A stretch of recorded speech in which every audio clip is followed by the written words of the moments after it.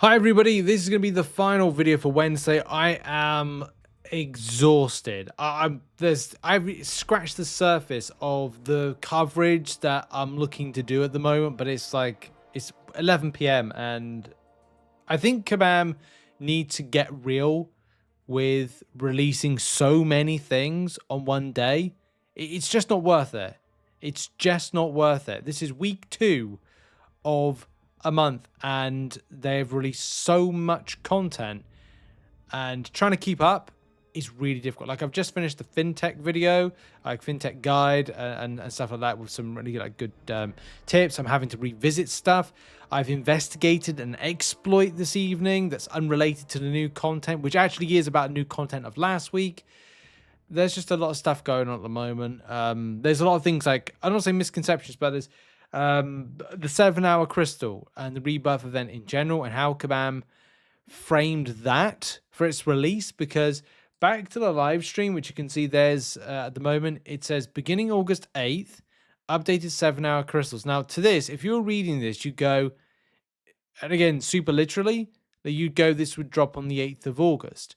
Now, that's not the case, because there is a part 2. If you go further on into the live stream, there is a segment which says part 2 of the Rebirth event, which, yes, says that that drops updated 7-hour Rebirth crystals on August 20th through to September 3rd. Now, this is why I've kind of delayed my Rebirth guide video, but I'm going to have to kind of bridge the gap. The weird thing about bridging the gap is, at the moment, we have information about where you can get the Rebirth tokens. So I'm going to have to frame it in a way, like, I'm going to have to guess what the guide will be, or what I'll be guiding people in part 2, because it'd be like part 1 drops now and part 2 is dropping later on in the month, which again is super weird.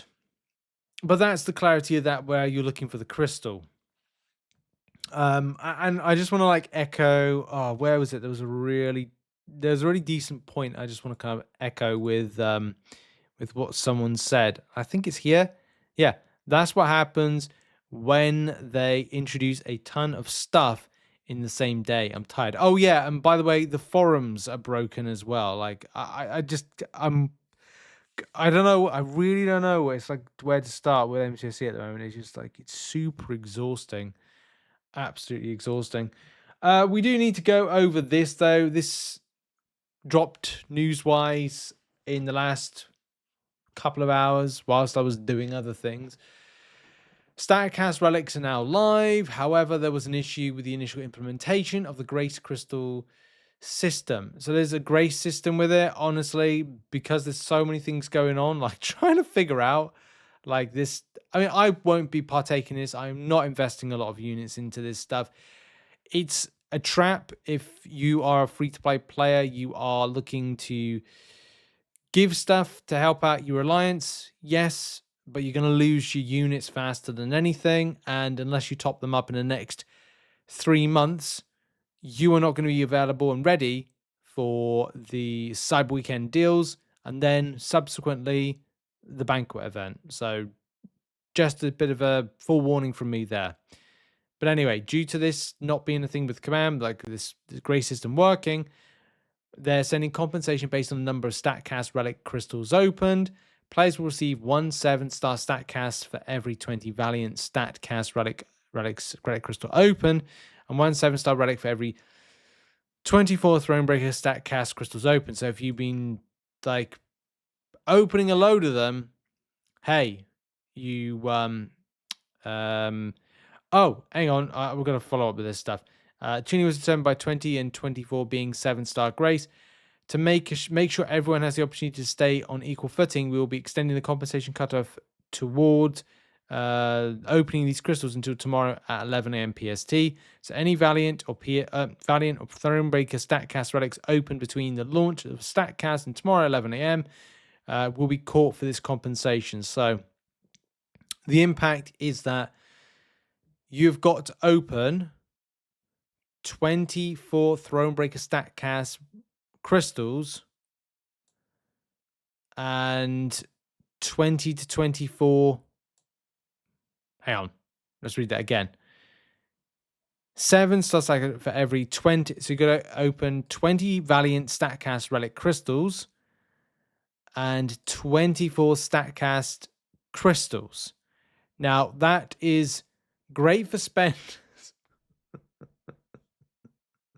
That's great for spenders, but it doesn't exactly help out if you're a non-spender. If you're a non-spender in MCOC, you can only get access to 16 Thronebreaker Statcast relics. Can you dip in a little bit and go like, can I do 16 of the Thronebreaker ones, and then can I do what is that, like 8 of these in order to qualify, or less actually? It would be like 4 of these to kind of to qualify.